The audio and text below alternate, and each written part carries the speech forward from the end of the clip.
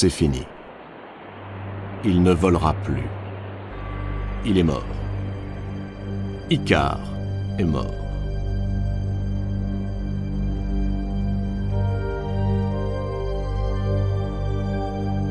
Pourtant, Dédale, son père, l'avait prévenu. Il lui avait dit de prendre garde, de se tenir toujours à mi-hauteur des flots et du soleil. S'il volait trop bas, l'écume des vagues alourdirait ses ailes. S'il volait trop haut, l'ardeur du soleil les brûlerait.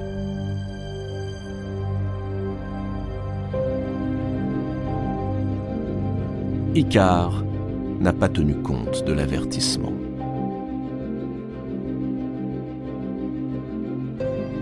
Quelle folle idée tout de même pour un père que de fabriquer des ailes à l'intention de son fils et le pousser à défier les oiseaux. Dédale était peut-être fou ou inconscient pour jouer ainsi la vie du seul être auquel il tenait. Non, rien de tout cela. Dédale était un merveilleux inventeur, instruit dans son art par la déesse Athéna en personne.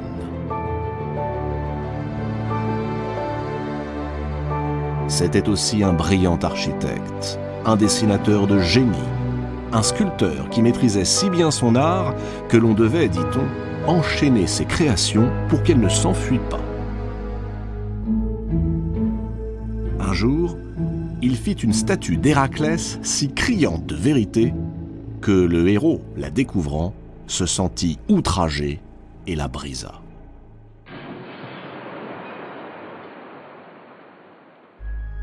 Mais Dédale avait une faiblesse. Il était jaloux. Le talent des autres lui était insupportable. Or, voilà qu'un matin, son neveu Talos inventa la scie. Le jeune Talos avait pour cela pris modèle sur l'arête d'un poisson, et il avait ciselé dans le fer une suite de dents. Tout Athènes fut ébloui par cette invention. Dédale, lui, entra dans une rage incontrôlable. Un matin, après avoir conduit Talos sur le toit du temple d'Athéna, il le précipita dans le vide. Puis il se hâta de descendre au pied de l'acropole et enfouit le cadavre de Talos dans un sac avec l'intention de l'enterrer en secret. Mais le crime odieux fut rapidement découvert. Dédale fut arrêté, jugé. En raison des services que ses nombreuses inventions avaient rendus à l'humanité, les Athéniens renoncèrent à l'emprisonner. Ils le condamnèrent à l'exil. C'est ainsi que Dédale et son fils Icare se retrouvèrent en Crète, à la cour du puissant roi Minos. Mais tout cela ne nous explique pas pourquoi Dédale a poussé son fils à voler, prenant le risque de le voir s'écraser. Tout a commencé il y a bien longtemps. Zeus, dont la réputation de charmeur n'est plus à faire, vient d'abandonner sa dernière conquête, une belle princesse phénicienne, Europe. Il avait enlevé Europe sur les rives de Tyr en prenant l'apparence d'un taureau, puis il l'avait déposée dans les montagnes de Crète. Europe lui avait donné 3 beaux enfants, rien que des garçons, Minos, Rhadamante et Sarpédon. Europe ne resta pas longtemps célibataire. Les prétendants se bousculèrent. Tous considéraient comme un grand honneur de séduire celle qui fut l'amante du maître de l'Olympe. C'est Astérios, le prince qui régnait sur la Crète, qui l'emporta. Astérios épousa Europe et adopta ses enfants, dont il fit ses héritiers. Les années passèrent. Astérios meurt un jour d'hiver. À peine est-il enterré que l'un de ses 3 fils adoptifs, Minos, se propose d'occuper le trône.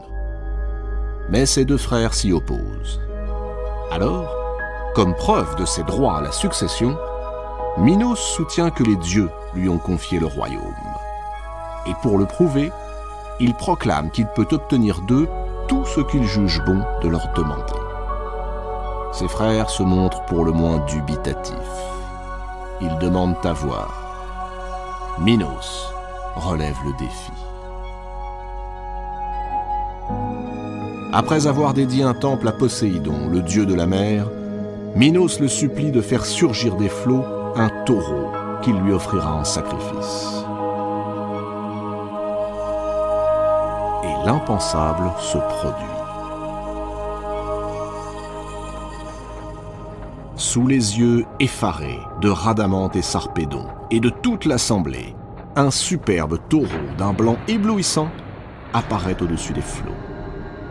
Jamais de mémoire d'homme on n'avait vu animal aussi beau. Minos lui-même est ébloui. Sans doute ne s'attendait-il pas à voir son vœu exaucé de façon aussi éclatante. Ses frères s'inclinent devant le prodige. Minos est désormais roi de Crète.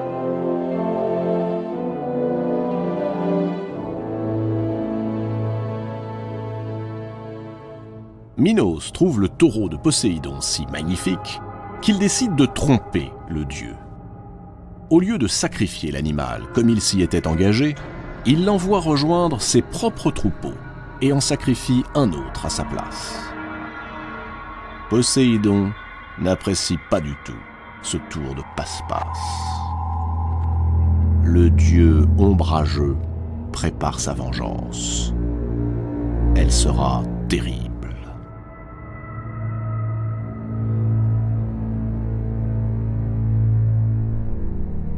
Un roi sans reine n'est pas tout à fait un roi. Une fois sur le trône, Minos prend pour épouse une jeune fille du nom de Pasiphae, ce qui signifie « celle qui brille pour tous ». Pasiphae est la fille du dieu du soleil, Hélios, et de la nymphe Crétée. On l'a dite immortelle. On l'a dite aussi magicienne, puisqu'elle se montre capable de tuer toutes les femmes qui cherchent à lui enlever son mari en les couvrant de scorpions et de serpents sortis de son corps. 3 enfants naissent de cette union royale. 2 filles, Ariane et Phèdre, et un fils, Androgée. Le bonheur des souverains est parfait. Mais c'est oublier l'offense faite à Poséidon. Une nuit, le dieu des océans s'introduit dans la chambre de la reine Pasiphae. Il tourne autour de sa couche, chuchote des mots dont nul ne comprend le sens, et se retire. Sur le moment, en apparence du moins, rien ne se produit. En apparence, car, à l'aube, Pasiphae se réveille et, stupéfaite, se découvre follement amoureuse, prise d'une passion dévorante, irrépressible. À l'égard de son époux ? Non. Pasiphae était prise du taureau blanc détourné du sacrifice par Minos. Désemparée, ne sachant comment assouvir le feu qui la consume, ce feu dévorant qui la pousse à s'unir au taureau blanc de Poséidon, la reine Pasiphae se précipite chez Dédale. Depuis qu'il a été chassé d'Athènes, le célèbre inventeur vit à la cour, où il enchante Minos et sa famille avec des poupées de bois animées qu'il fabrique, et 1000 autres prodiges.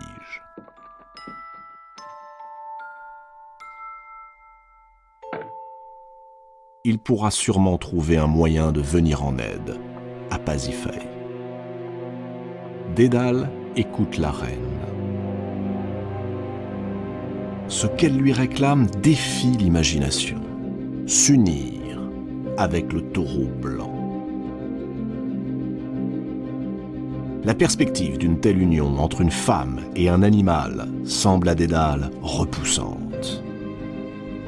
Dédale hésite. Il veut refuser. Mais Pasiphaë menace de les mettre à mort, lui et son fils Icare, s'il n'obéit pas sur le champ. Dédale n'a plus le choix. Il a une idée. Il construit une vache en bois. Il la recouvre d'un cuir épais, la pose sur des roulettes dissimulées dans des sabots et la pousse dans le pré, non loin du taureau de Poséidon.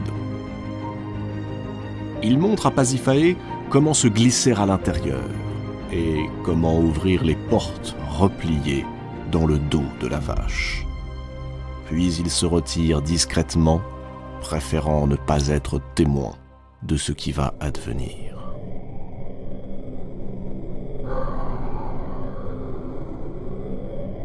Neuf mois plus tard, de cet accouplement contre nature, naît une créature terrifiante, un être hybride. Un corps d'homme, aux épaules puissantes, au large thorax, mais une tête de taureau. Les Crétois l'appellent le Minotaure, ce qui signifie le taureau de Minos.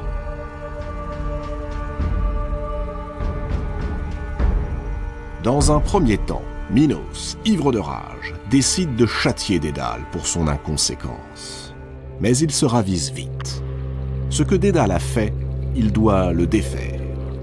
Il ordonne alors à l'architecte de bâtir la prison la plus inviolable qui soit, afin d'y enfermer en toute sécurité le Minotaure. C'est injure au lien sacré du mariage. Dédale se met immédiatement à l'œuvre. Secondé par son jeune fils, Icare, il entreprend la construction d'un extraordinaire ensemble architectural, un labyrinthe. Un labyrinthe d'une telle complexité que toute personne qui se risquerait à y pénétrer ne pourrait plus jamais en ressortir, pas même son créateur. C'est dans cette forteresse à ciel ouvert que Minos enferme le Minotaure. Mais voilà qu'une terrible nouvelle s'abat sur le monarque. Son fils, Androgée, a trouvé la mort à Athènes, dans des circonstances suspectes. Minos tient le roi Égée qui règne sur Athènes pour responsable. La guerre éclate. Athènes est assiégée. Ses habitants affamés. Alors, en signe de soumission, les Athéniens proposent à Minos de choisir le tribut qu'il veut pour lever le siège.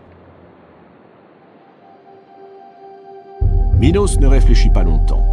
Il exige que chaque année lui soit envoyé en Crète 7 jeunes garçons et 7 jeunes filles afin d'être livrés au Minotaure.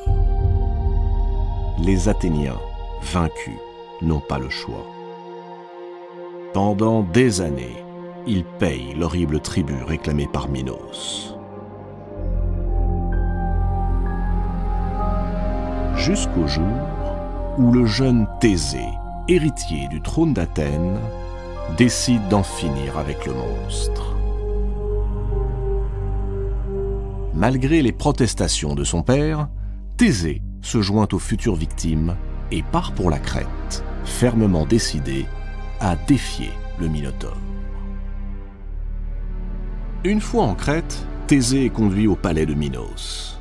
La fille du roi, Ariane, en le voyant, s'en éprend aussitôt. Elle ne peut se résoudre à ce que le beau jeune homme soit dévoré par le Minotaure ou égaré dans le labyrinthe. Ariane confie sa détresse au seul homme qui peut l'aider, Dédale. Ce dernier, touché par l'amour et le désespoir de la princesse, décide de lui venir en aide. Ce ne sera pas sans conséquence. Le jour où Thésée doit entrer dans le labyrinthe, Dédale, en toute discrétion, donne à Ariane une pelote de fil. Elle devra la remettre à Thésée. Une fois ce dernier dans le labyrinthe, il n'aura plus qu'à dérouler la pelote au fur et à mesure qu'il avancera, et revenir ensuite sur ses pas pour retrouver le chemin de la sortie.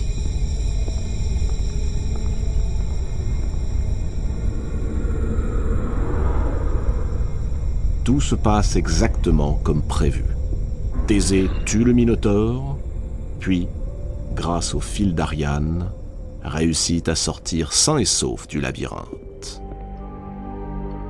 Le jour même, il enlève la princesse Ariane et l'emmène loin de Crète. Lorsqu'il apprend la nouvelle, Minos entre dans une colère froide. Sans attendre, il ordonne l'arrestation de Dédale et d'Icare et les fait jeter dans le labyrinthe. Voici donc Dédale et Icare, prisonniers de leur propre création. Dédale a beau avoir conçu le labyrinthe, il ne parvient pas mieux qu'un autre à retrouver son chemin dans l'enfilade sèche et brûlante des corridors de pierre. Il tourne sans cesse dans les mêmes cercles, sans pouvoir en sortir. Il doit bientôt se rendre à la raison. Le labyrinthe s'est refermé sur eux comme un piège.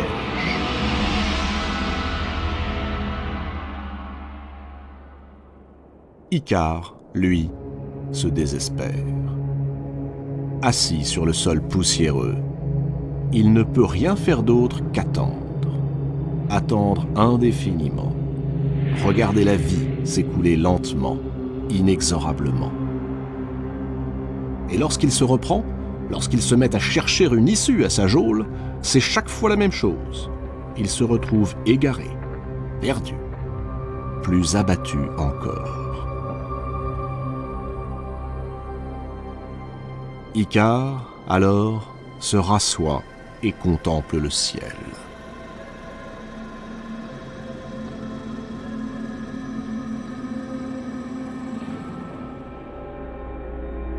Le ciel, symbole de cette liberté qui lui est dorénavant interdite.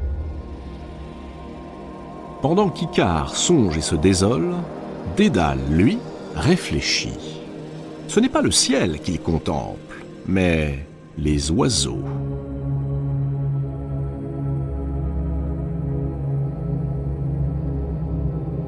Au-dessus de lui, il tournoie, il plane, décrivent de grands cercles, montent à l'assaut des nuages, se poursuivent dans un ballet plein d'élégance et de légèreté, puis viennent délicatement se poser sur les hautes murailles du labyrinthe.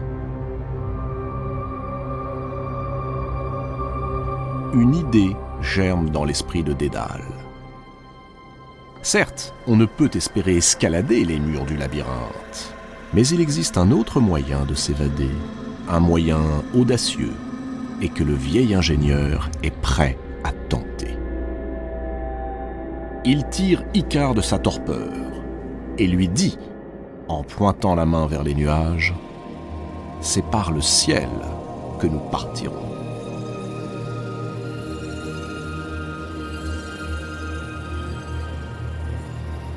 Icare reste sans voix. Mais connaissant la grande ingéniosité de son père, il ne pose aucune question. Il sait qu'il peut lui faire confiance.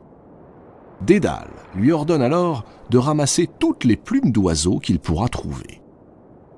C'est un travail long et laborieux qui commence. Les deux prisonniers disposent les plumes une à une, côte à côte, en commençant par les plus petites. Ils font suivre chacune d'une autre, plus longue, de sorte que l'ensemble paraît s'élever en pente. Ce travail accompli, Dédale relie les plumes avec des fils de lin arrachés à sa tunique, puis il les colle avec de la cire, leur imprimant une légère courbure afin d'imiter les ailes véritables des oiseaux.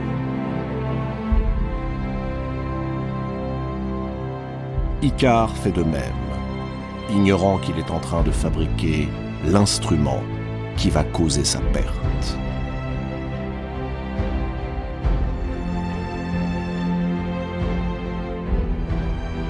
Dédale ajuste les ailes sur le dos de son fils. Il lui explique comment s'en servir. À maintes reprises, il lui recommande de toujours le suivre, de ne jamais s'éloigner.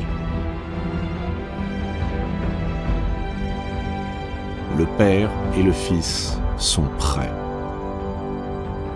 Ils s'élancent, Dédale en tête.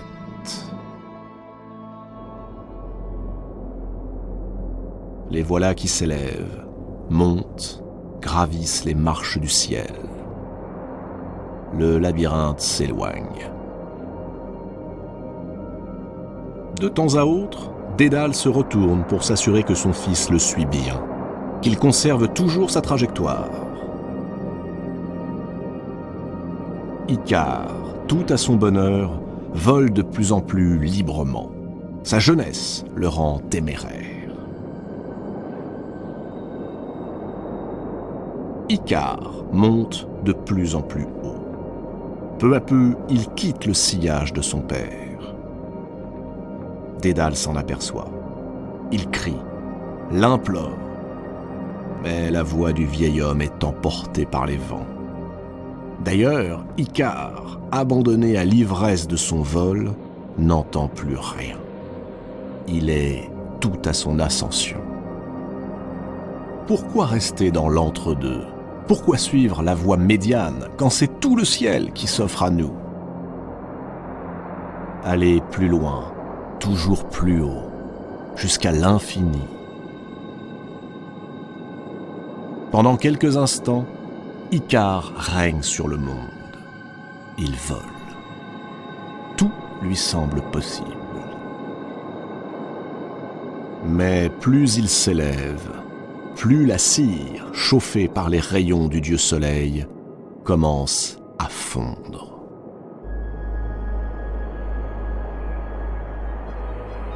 Tout à coup, les bras qui s'agitent ne prennent plus le vent. Du haut des cieux, Icare regarde la mer avec effroi. La cire a fondu. Les ailes sont tombées. Icare agite ses bras dépouillés. Il s'affole. Aucun soutien. Il chute. Il veut crier, appeler son père au secours. Trop tard. Il heurte de plein fouet la surface de la mer. Et les eaux vertes se referment sur lui. Ces eaux, sur lesquelles flottent tristement quelques plumes, porteront désormais le nom de l'infortuné fils de Dédale, la mer icarienne.